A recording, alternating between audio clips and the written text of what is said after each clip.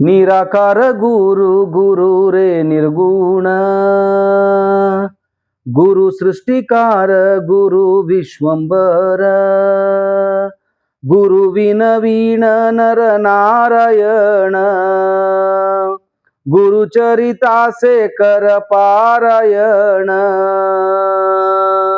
ದಿಗಂಬರ ದಿಗಂಬರ ಶ್ರೀಪಾದ ವಲ್ಲಭ ದಿಗಂಬರ ದಿಗಂಬರ ದಿಗಂಬರ ಶ್ರೀಪಾದ ವಲ್ಲಭ ದಿಗಂಬರ ಶ್ರೀಪಾದ ವಲ್ಲಭ ಮನುಷ್ಯ ರೂಪಿ ಗುರು ಲಾವಲ ತರಾತರ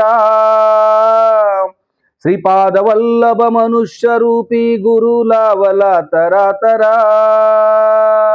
ಅವಧೂತ ಚಿಂತನ ಶ್ರೀ ಗುರುದೇವ ದತ್ತ ದಿಗಂಬರಾಯ ವಿದ್ಮಹೇ ಅತ್ರಿಪುತ್ರಾಯ ಧೀಮಹಿ ತನ್ಯೋ ದತ್ತ ಪ್ರಚೋದಯಾತ್. ಓಂ ಪರಬ್ರಹ್ಮ ಪರಮಾತ್ಮನೇ ನಮಃ. ಉತ್ಪತ್ತಿ ಸ್ಥಿತಿ ಪ್ರಳಯಂಕರಾಯ ಬ್ರಹ್ಮ ಹರಿಹರಾಯ ತ್ರಿಗುಣಾತ್ಮನೆ ಸರ್ವ ಕೌತುಕಾನಿ ದರ್ಶಯ ದರ್ಶಯ ದತ್ತಾತ್ರೇಯಾಯ ಮನೋ ಇಚ್ಛಿತಾ ಕಾಮನಾ ಕುರು ಕುರು ಸ್ವಾಹ. ಎಲ್ಲ ಮನೋಕಾಮನಾ ದತ್ತ ಮಂದಿರದ ಗ್ರೂಪಿನವ್ರಿಗೂ ಮತ್ತು ನನ್ನ ಯೂಟ್ಯೂಬ್ ಚಾನಲ್ ಈ ಮಟ್ಟಕ್ಕೆ ಬೆಳೆಯಲು ಸಹಾಯ ಆಗಿರ್ತಕ್ಕಂಥ ಎಲ್ಲರಿಗೂ ದತ್ತಪ್ರಭು ಮಹಾರಾಜರು ಆಯುರ ಆರೋಗ್ಯ ಐಶ್ವರ್ಯ ಅಭಿವೃದ್ಧಿ ಕೊಟ್ಟು ಕಾಪಾಡಲಿ ಅಂತ ಹೇಳ್ತಾ ಇವತ್ತಿನ ಈ ಒಂದು ಎಕ್ಸ್ಪೀರಿಯನ್ಸ್ನ ನಾನು ನಿಮ್ಮ ಮುಂದೆ ಹಂಚ್ಕೋತಾ ಇದ್ದೀನಿ. ಇದು ನಮ್ಮ ಯೂಟ್ಯೂಬ್ ವೀವರ್ಸ್ ಅವರ ಒಂದು ಅನುಭವ. ನಾನು ಸುಮಾರು 3 ವರ್ಷದ ಹಿಂದೆ ಇವರ ಆಡಿಯೋನು ನಾನು ನೆಕ್ಸ್ಟು ಬಿಡ್ತೀನಿ. ಇದು ಅವ್ರು ರಿಯಲ್ ಆಗಿ ಮಾತಾಡಿರ್ತಕ್ಕಂಥ ಒಂದು ಆಡಿಯೋನ ಕೂಡ ನಾನು ನಿಮ್ಮ ಹತ್ರ ಹಂಚ್ಕೋತೀನಿ. ಏನಪ್ಪ ವಿಚಾರ ಅಂತಂದರೆ, ತುಂಬ ಬಡತನ ಪರಿಸ್ಥಿತಿಯಲ್ಲಿದ್ದ, ತುಂಬ ದುಶ್ಚಟಕ್ಕೆ ಒಳಗಾಗಿರ್ತಕ್ಕಂಥ ಮನುಷ್ಯ. ಅವರ ಹೆಸರನ್ನು ಹೇಳೋದು ಅಷ್ಟೊಂದು ಸಮಂಜಸವಲ್ಲ, ಬೇಡ. ಓಕೆ, ಅಷ್ಟೊಂದು ದುಶ್ಚಟಕ್ಕೆ ಬಿದ್ದು ಸಿಕ್ಕಾಪಟ್ಟೆ ದುಡ್ಡನ್ನು ಹಾಳು ಮಾಡಿಕೊಂಡಿರ್ತಕ್ಕಂಥ ಈ ಮನುಷ್ಯ, ಇವನು ಏನಪ್ಪ ಮಾಡ್ತಾ ಇದ್ದ ಅಂದರೆ, ಮದ್ಯವಸನಿ ಅಂದರೆ ತಾನು ಒಬ್ಬನೇ ಆ ಮದ್ಯಪಾನವನ್ನು ಮಾಡ್ತಾ ಇರಲಿಲ್ಲ, ಜೊತೆಗೆ ಜನರನ್ನ ಕರ್ಕೊಂಡು ಹೋಗೋದು, ಕುಡಿಯೋದು, ಫುಲ್ ಎಂಜಾಯ್ಮೆಂಟ್ ಮಾಡೋದು. ಹೀಗಿರುವಾಗ ಒಂದು ದಿವಸ ಏನಾಗೋಗುತ್ತೆ, ಎಷ್ಟು ದುಡ್ಡು ಹಾಳು ಮಾಡ್ಬೋದು ಅಷ್ಟು ದುಡ್ಡು ಹಾಳು ಮಾಡಿಬಿಡ್ತಾನೆ ಮನುಷ್ಯ. ನೆಕ್ಸ್ಟು ಏನೋ ಒಂದು ಮನಸ್ಸಿಗೆ ನೋವಾಗಿ ಹಾಗೆ ಬೇಜಾರಾಗಿ ಒಂದು ಸರಿ ಮೊಬೈಲ್ ನೋಡ್ಕೊಂಡು ಕೂತ್ಕೊಂಡಾಗ ಸ್ವಾಮಿ ಸಮರ್ಥರ ಬಗ್ಗೆ ಒಂದು ಹಿಂದಿಯಲ್ಲಿ ಅವನಿಗೆ ಫೇಸ್ಬುಕ್ಕಲ್ಲಿ ಗೊತ್ತಾಗತ್ತೆ, ಈ ಥರ ಸ್ವಾಮಿ ಸಮರ್ಥರಿದ್ದಾರೆ. ಅವನಿಗೆ ಅಷ್ಟೊಂದು ಅರ್ಥ ಆಗಲ್ಲ. ಅದನ್ನು ಏನು ಮಾಡ್ತಾನೆ, ಅವನು ಕನ್ನಡದಲ್ಲಿ ಟೈಪ್ ಮಾಡ್ತಾನೆ, ಶ್ರೀ ಸ್ವಾಮಿ ಸಮರ್ಥ ಇನ್ ಕನ್ನಡ, ಅಂದರೆ ಅದಕ್ಕೆ ಸಂಬಂಧಪಟ್ಟಂಗೆ ಕನ್ನಡದಲ್ಲಿ ಡೀಟೇಲ್ಸ್ ಇದೆ. ಅಷ್ಟೊತ್ತಿಗೆ ನನ್ನ ಸುಮಾರು ವಿಡಿಯೋಗಳು ಬರ್ತವೆ. ಇವನು ವಿಡಿಯೋ ಎಷ್ಟು ಇವನು ಮೈಂಡ್ಸೆಟ್ ಚೇಂಜ್ ಆಗೋಯ್ತು ಅಂತಂದರೆ, ಬರ್ರೀ ಆ ವಿಡಿಯೋಗಳನ್ನು ನೋಡೋದು, ಬರ್ರೀ ಆ ವಿಡಿಯೋಗಳನ್ನು. ಅದು ಮಹಾರಾಜರ ಕೃಪಾಶೀರ್ವಾದ, ಆ ಭಗವಂತನ ಆಶೀರ್ವಾದ ನಮ್ಮ ಒಂದು ನಾಲಿಗೆಯ ಮೇಲೆ ಆ ಭಗವಂತ ದತ್ತ ಮಹಾರಾಜರು ಆಸೀನರಾಗಿ ಎಷ್ಟೋ ಜನ ಭಕ್ತಾದಿಗಳಿಗೆ ಮೋಟಿವೇಟ್ ಆಗುವಂಥ ಒಂದು ಅವಕಾಶವನ್ನು ನನ್ನಿಂದ ಹೇಳಿಸ್ತಾ ಇದ್ದಾರೆ ಅಂತಂದರೆ ನಿಜವಾಗಿಯೂ ಕೋಟಿ ಕೋಟಿ ನಮಸ್ಕಾರ ದತ್ತಪ್ರಭುವಿಗೆ. ಇಲ್ಲೇನಾಗುತ್ತೆ, ಆ ವಿಡಿಯೋ ನೋಡ್ತಾರೆ, ವಿಡಿಯೋ ನೋಡಿದ್ಮೇಲೆ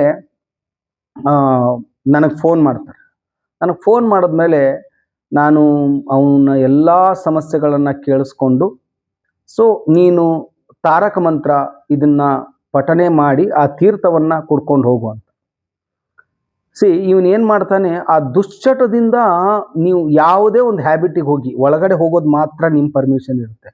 ಅದರಿಂದ ಹೊರಗಡೆ ಬರೋದಿದೆಯಲ್ಲ, ಅದು ಒಂಥರ ಪಾಪ ನರಕ ಯಾತನೆ ಅವರಿಗೆ. ನನಗೆ ಇವನು ಫೋನ್ ಮಾಡ್ತಾನೆ, ಫೋನ್ ಮಾಡಿ ಹೇಳಿದ್ಮೇಲೆ ನನಗೇನು ತಿಳಿಯುತ್ತೋ ಅದನ್ನು ಆ ಮಟ್ಟಕ್ಕೆ ನಾನು ಅವನಿಗೆ ಹೇಳ್ತೀನಿ. ಈ ಒಂದು ಆತ್ಮೀಯತೆ ಸುಮಾರು ಒಂದು 6 ತಿಂಗಳು ಆಗುತ್ತೆ. 6 ತಿಂಗಳು ಆದಮೇಲೆ ಒಂದು ದಿವಸ ಏನಾಗುತ್ತೆ, ನಾನು ಕುಡಿಯೋದು ಬಿಡಲೇಬೇಕು ಅಂಥೇಳಿ ಒಂದು ನಿರ್ಧಾರ ಮಾಡಿಕೊಂಡು ಮಹಾರಾಜರಿಗೆ ತುಂಬ ಕಣ್ಣೀರಿಟ್ಟು ಬೇಡ್ಕೊಂಡು ನಾನು ಇವತ್ತಿನಿಂದ ನಾನು ಡ್ರಿಂಕ್ಸ್ ಮಾಡಲ್ಲ ಅಂಥೇಳಿ ನಿರ್ಧಾರ ಮಾಡ್ತಾರೆ. ಇದು ಅವರು ಮಾಡ್ತಿರ್ತಕ್ಕಂಥ ಚಟವನ್ನದಿಂದ ಹೊರಗಡೆ ಬರ್ತಾರೆ.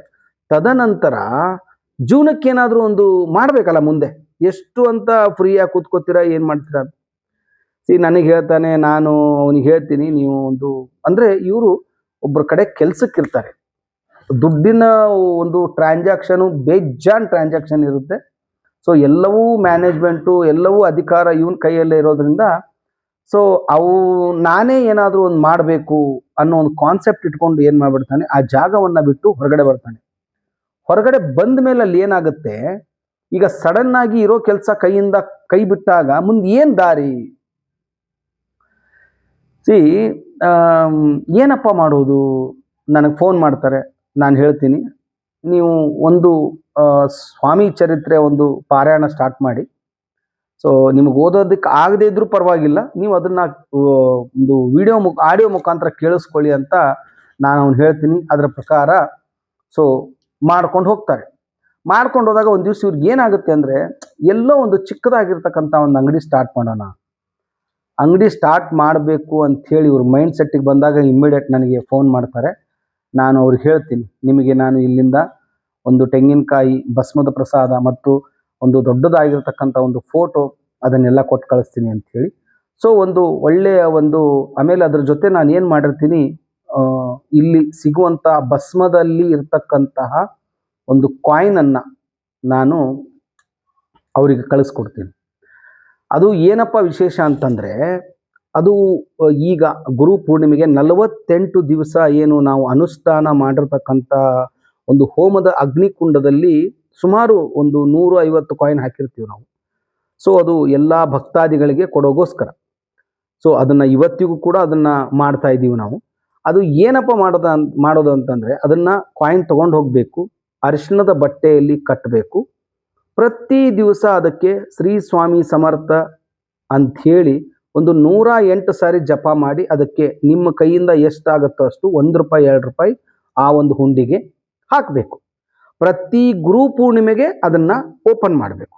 ಇದು ಅದಕ್ಕೆ ಸಂಬಂಧಪಟ್ಟಿರ್ತಕ್ಕಂತಹ ಒಂದು ರೆಮಿಡಿ. ಸೊ ನಾನು ಏನು ಮಾಡಿದೆ, ಅವರಿಗೆ ಇದೇ ಥರ ಹೇಳಿ ಕೊಟ್ಟೆ. ಆ ಮನುಷ್ಯ ಏನು ಮಾಡ್ದ, ಅದನ್ನು ತಗೊಂಡೋಗಿ ಒಂದು ಅಂಗಡಿಯಲ್ಲಿಟ್ಟು ವ್ಯಾಪಾರ ಸ್ಟಾರ್ಟ್ ಆಯಿತು. ಪ್ರತಿ ದಿವಸ ಅಂಗಡಿ ಓಪನ್ ಆದ ತಕ್ಷಣ ದತ್ತ ಮಹಾರಾಜರದು ಮತ್ತು ನಾಮಸ್ಮರಣೆ, ಸ್ವಾಮಿ ಸಮರ್ಥರ ನಾಮಸ್ಮರಣೆ ಮಾಡೋದು. ಫಸ್ಟ್ ಏನು ವ್ಯಾಪಾರ ಆಗುತ್ತೋ, ತನಗೆ ಎಷ್ಟು ಬುದ್ಧಿಶಕ್ತಿ ಕೊಡ್ತಾನೋ ದೇವರು, ಅದನ್ನು ಆ ಹುಂಡಿಗೆ ಹಾಕೋದು. ಈ ರೆಮಿಡಿ ಯಾಕಪ್ಪ ಅಂತಂದರೆ, ಆ ಹಣದಿಂದ ಅನ್ನದಾನ ಆಗುತ್ತೋ ಅಥವಾ ಯಾರೋ ನೊಂದವರಿಗೆ ಹಸ್ದವರಿಗೆ ಒಂದು ತನ್ನ ಸಿಗುತ್ತೋ, ಅದು ಒಂದು ಕಡೆ. ನೆಕ್ಸ್ಟು ಇಲ್ಲಿ ಏನಾಗುತ್ತೆ ಅಂತಂದರೆ, ಲಕ್ಷ್ಮೀ ಪ್ರಾಪ್ತಿ. ನೀವು ನೋಡ್ಬೋದು, ಹಣ ಸೇರ್ತಾ ಹೋದಾಗೆ ವಾಪಸ್ ಅದು ಸೇರ್ತಾನೆ ಹೋಗುತ್ತೆ. ಸೊ ಇಲ್ಲಿ ಏನಾಗುತ್ತೆ, 1ನೇ ಪಾಯಿಂಟು, ನಾವು 48 ದಿವಸ ದತ್ತ ಮಹಾರಾಜರ ಅನುಷ್ಠಾನ ಮಾಡಿರ್ತಕ್ಕಂತಹ ಆ ಕಾಯಿನಿನ ಒಂದು ಶಕ್ತಿ ಇರುತ್ತೆ ಅಲ್ಲಿ. ಓಕೆ, ಈ ಥರ ಅವನ ಸುಮಾರು ಜನಕ್ಕಾಗಿದೆ ಇದು, ಅವ್ರಿಗೊಬ್ಬರಿಗೆ ಅಲ್ಲ. ಸುಮಾರು ನಾನು 3 ವರ್ಷದಿಂದ ಇದನ್ನು ಮಾಡ್ಕೊಂಡು ಬಂದಿದ್ದೀನಿ. ಆಲ್ ಓವರ್ ತುಂಬ ಜನಕ್ಕೆ ಇದು ಸಕ್ಸಸ್ಫುಲ್ ಆಗಿದೆ. ಇವತ್ತು ಕೂಡ ನಾವು ವರ್ಷಕ್ಕೊಂದ್ಸರಿ ನಾವು ಅನ್ನದಾನ ಗುರು ಪೂರ್ಣಿಮೆ ಕಾರ್ಯಕ್ರಮ ಮಾಡ್ತೀವಿ ಅಂತಂದರೆ, ಅದು ಇದರಿಂದ ಸೇರಿರ್ತಕ್ಕಂಥ ದುಡ್ಡಿನಿಂದಾನೇ ನಾವು ಮಾಡ್ತಾ ಇರೋದು. ಸೊ ಇದು ಒಂದು ಕಾನ್ಸೆಪ್ಟ್. ಸೊ ನೆಕ್ಸ್ಟು ಇಲ್ಲಿ ಏನಾಗುತ್ತಪ್ಪ ಅಂತಂದರೆ, ಅವನು ನನಗೆ ಫೋನ್ ಮಾಡ್ತಾನೆ. ಸೊ ಅದು 1 ವರ್ಷ ಆಗುತ್ತೆ, 2ನೇ ವರ್ಷ ಆಗುತ್ತೆ. ಇವಾಗ ಈ ಗುರು ಪೂರ್ಣಿಮೆಗೆ ಆ ಮನುಷ್ಯಂದು 3ನೇ ವರ್ಷ. 3ನೇ ವರ್ಷದಲ್ಲಿ ಆ ಮನುಷ್ಯ ಸಾಧನೆ ಮಾಡಿರ್ತಕ್ಕಂಥ ಸಾಧನೆ ಏನು ಅಂದರೆ, ಕುಡಿತದ ಚಟದಿಂದ ದೂರ ಬಂದು ವಾಪಸ್ಸು ಇನ್ನೊಂದು ಅಂಗಡಿಗೆ, ಹೋಲ್ಸೇಲ್ ಅಂಗಡಿಯನ್ನು ಒಂದು ಮಾಡೋದಕ್ಕೆ ಪ್ರಯತ್ನ ಮಾಡಿ ಅದರಲ್ಲೂ ಕೂಡ ಯಶಸ್ವಿ ಆಗ್ತಾ ಇದ್ದಾನೆ ಆ ಮನುಷ್ಯ. ತುಂಬ ಖುಷಿ ಅನಿಸುತ್ತೆ ನಮಗೇನಪ್ಪ ಅಂತಂದರೆ, ದತ್ತ ಮಹಾರಾಜರು ಅವರಿಂದ ಸೇವೆ ತಗೊಂಡು ಏನೋ ನಾನು ಇಲ್ಲಿ ಕೂತ್ಕೊಂಡು ಹೇಳ್ತೀನಿ ಅನ್ನೋದು ಮುಖ್ಯ ಅಲ್ಲ. ಅದು ಹೇಳಿರ್ತಕ್ಕಂಥ ಮಾತು ಜನರ ಮನಸ್ಸಿನ ಮೇಲೆ ಎಷ್ಟರ ಮಟ್ಟಿಗೆ ಅದು ಪರಿಣಾಮ ಬೀರುತ್ತೆ, ಅವ್ರು ಎಷ್ಟರ ಮಟ್ಟಿಗೆ ಅದನ್ನು ಪಾಸಿಟಿವ್ ಆಗಿ ತಗೊತಾರೋ. ಸಾವಿರಾರು ಜನ ವಿಡಿಯೋ ನೋಡ್ತಾರೆ, ಅದರಲ್ಲಿ ಎಷ್ಟು ಜನ ಈ ಥರ ನಾವು ಮಾಡೋಣ, ಏನಾದರೂ ಒಂದು ಜೀವನದಲ್ಲಿ ನಾವು ಅಚೀವ್ಮೆಂಟ್ ಮಾಡೋಣ ಅಂತ ಮುಂದೆ ಬರೋ ಸಂಖ್ಯೆ ತುಂಬ ಕಡಿಮೆ. ಆದರೂ ಕೂಡ ಹೇಳ್ತಾ ಇದ್ದೀನಿ, ಈ ವರ್ಷ ಅದೇ ತರಹ ನಾವು ಪ್ರತಿಯೊಬ್ಬರಿಗೂ ಕೂಡ ಕಾಯಿನನ್ನು ಫ್ರೀಯಾಗಿ ಕೊಡ್ತಾ ಇದ್ದೀವಿ. ಯಾರಿಗೆ ಕಾಯಿನ್ ಬೇಕಾದವ್ರಿಗೂ ಕೂಡ ನೀವು ಬರೀ ಪೋಸ್ಟಲ್ ಚಾರ್ಜ್ ಮಾತ್ರ, ಬೇರೆ ಊರಲ್ಲಿ ಇರ್ತಕ್ಕಂಥವರು ಬರೀ ಪೋಸ್ಟಲ್ ಚಾರ್ಜನ್ನು ಭರಿಸ್ಬಿಟ್ಟು ನೀವು ಆ ಕಾಯಿನನ್ನು ತರಿಸ್ಕೋಬಹುದು. ಓಕೆ, ಇದು ಒಂದು ಅದಕ್ಕೆ ಒಂದು ಕಾಣಿಕೆ ಅಂತ ಅಂದ್ಕೊಳ್ಳಿ, ಬೇರೆ ಏನಾದರೂ ಅಂದ್ಕೊಳ್ಳಿ, ನಿಮಗೆ ಸಂಬಂಧಪಟ್ಟಿರೋದು. ಆದರೆ ಯಾರಿಗೆ ಈ ಒಂದು ಕಾಯಿನ್ ಬೇಕು ಅಂದಿರೋರು ಅಡ್ವಾನ್ಸ್ ಆಗಿ ಫೋನ್ ಮಾಡಬೇಕು ನೀವು. ಸೊ ಗುರುಪೂರ್ಣಿಮೆ ಆದ ನಂತರ ಆ ಒಂದು ಕಾಯಿನು ನಿಮಗೆ ಕಳಿಸಲಾಗತ್ತೆ. ಇದು ನಮ್ಮ ಮನೋಕಾಮನ ದತ್ತ ಮಂದಿರದ ಒಂದು ವಿಶೇಷವಾಗಿರ್ತಕ್ಕಂಥ 5ನೇ ವರ್ಷದಕ್ಕೆ ಇದೊಂದು ಕೊಡುಗೆ ಅಂತ ಅಂದ್ಕೊಂಡಿದ್ದೀನಿ. ದತ್ತ ಮಹಾರಾಜರು, ಸ್ವಾಮಿ ಸಮರ್ಥರು ಎಲ್ರಿಗೂ ಆಯುರ ಆರೋಗ್ಯ ಐಶ್ವರ್ಯ ಅಭಿವೃದ್ಧಿ ಕೊಟ್ಟು ಕಾಪಾಡಲಿ, ಮತ್ತೆ ಎಲ್ರಿಗೂ ವ್ಯಾಪಾರ ಅಭಿವೃದ್ಧಿ ಆಗಲಿ ಅಂತ ಹೇಳ್ತಾ ಇಲ್ಲಿಗೆ ಈ ಒಂದು ವಿಡಿಯೋನ ಮುಗಿಸ್ತಾ ಇದ್ದೀನಿ. ಸ್ಕ್ರೋಲ್ ಮೇಲೆ ನನ್ನ ನಂಬರ್ ಬರ್ತಾ ಇದೆ, ಏನೇ ಸಮಸ್ಯೆ ಇದ್ರೂ ಕೂಡ ನೀವು ನನಗೆ ಫೋನ್ ಮಾಡ್ಬೋದು ಅಂತ ಹೇಳ್ತಾ ಇಲ್ಲಿಗೆ ಈ ಒಂದು ವಿಡಿಯೋನ ಮುಗಿಸ್ತಾ ಇದ್ದೀನಿ. ಮತ್ತೆ ಒಂದು ಹೊಸ ಕಥೆ ತಗೊಂಡು ನಿಮ್ಮ ಮುಂದೆ ಬರ್ತೀನಿ. ಅಲ್ಲಿವರೆಗೂ ಶ್ರೀ ಸ್ವಾಮಿ ಸಮರ್ಥ. ಜೈ ಜೈ ಸ್ವಾಮಿ ಸಮರ್ಥ.